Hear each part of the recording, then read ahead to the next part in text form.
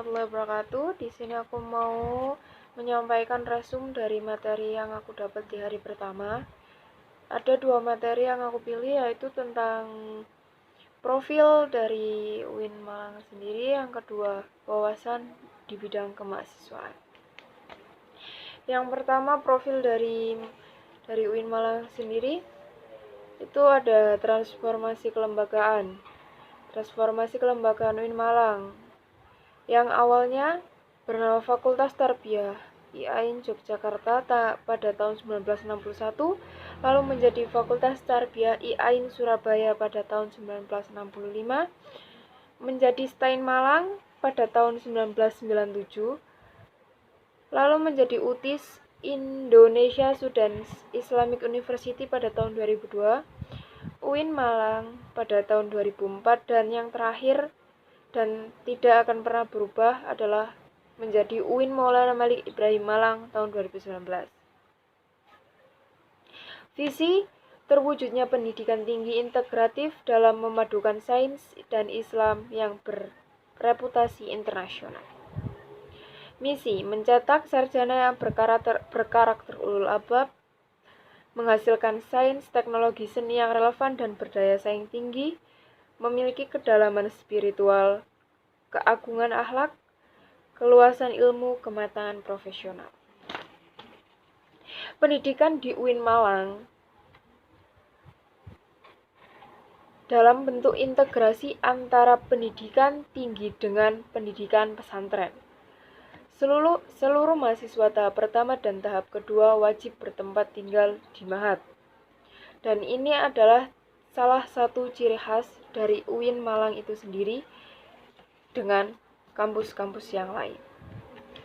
Rencana jangka panjang tahun 2006 hingga tahun 2010, tahap pemantapan kelembagaan dan penguatan akademik. Tahun 2011 sampai 2015, tahap pertama pencapaian pengenalan dan reputasi regional. Tahun 2016 sampai tahun 2020, tahap kedua pencapaian pengenalan dan reputasi regional. 2021 sampai 2025, tahap pertama pengenalan dan reputasi regional. Tahun 2026 sampai tahun 2030, tahap kedua pengenalan dan reputasi regional. Universitas Islam Maulana Malik Ibrahim Negeri Malang memiliki 2 kebijakan, yaitu kebijakan mutu dan kebijakan akademik. Yang pertama, kebijakan mutu. Kebijakan mutu terdiri meningkatkan kepuasan customer atau stockholders melalui peningkatan mutu pelayanan administrasi akademik dan non-akademik. Yang kedua, meningkatkan kerjasama organisasi melalui penetapan kebijakan strategi yang relevan dan kebutuhan organisasi dan perbaikan kualitas proses layanan dan administrasi. Dan ada beberapa hal yang lain, namun itu akan sangat panjang bila dijelaskan. Yang kedua, kebijakan akademik. Yang pertama, meningkatkan relevansi, atmosfer akademik, keberlanjutan, daya saing dan efisiensi, serta produktivitas manajemen pendidikan tinggi sesuai dengan tuntutan perubahan.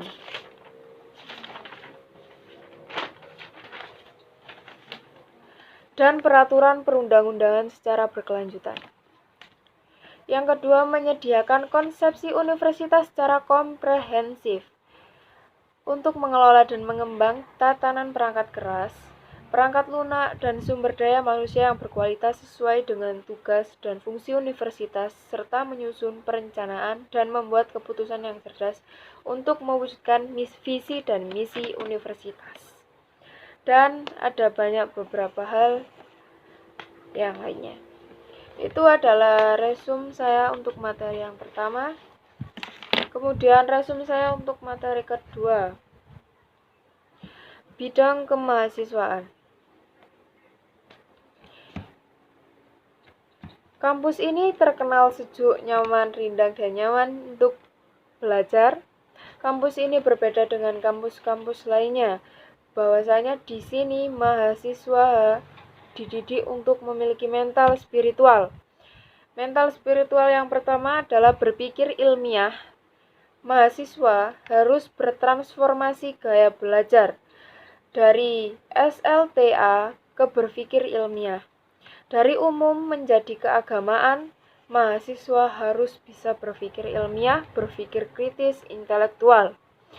Yang kedua, berpikir positif dan perilaku positif. Ada beberapa indikator untuk berpikir positif dan perilaku positif.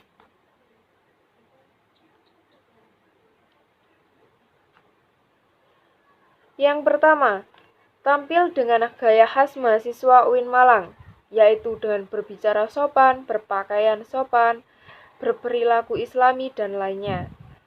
Penampilan adalah hal yang utama yang harus diperhatikan.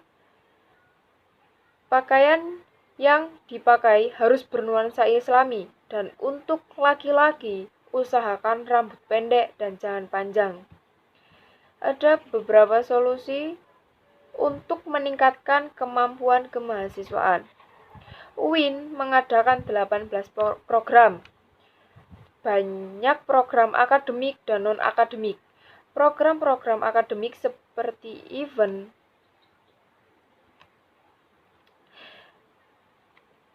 Banyak program akademik seperti event-event atau lomba-lomba yang dibiayai oleh kampus.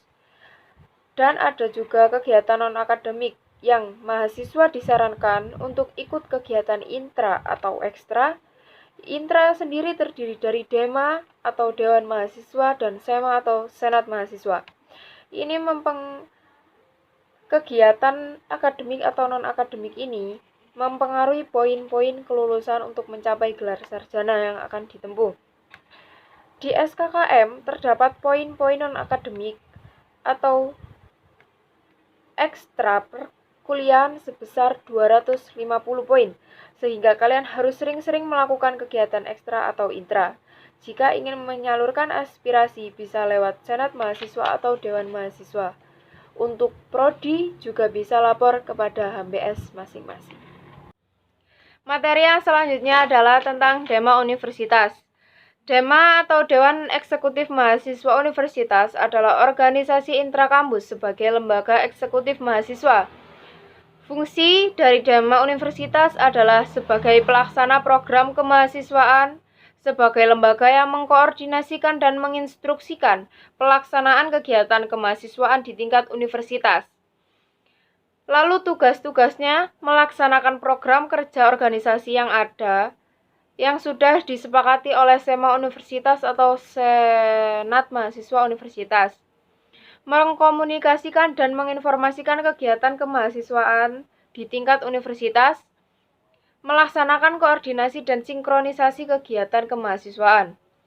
Yang materi selanjutnya adalah tentang Sema Universitas atau Senat Mahasiswa Universitas. Organisasi intrakampus sebagai lembaga eksekutif mahasiswa yang mengkoordinasikan Dema, UKM, dan HMJ. Fungsi advokasi, legislasi, pengawasan, dan penganggaran. Tugas mengawasi dan mengontrol Dema Universitas, memberikan persetujuan setiap kegiatan yang akan dilaksanakan oleh Dema Universitas, memberikan pengesahan setiap laporan pertanggungjawaban setelah selesai agenda tersebut, dan masih banyak lagi. Materi yang selanjutnya adalah tentang UKM atau unit kegiatan mahasiswa.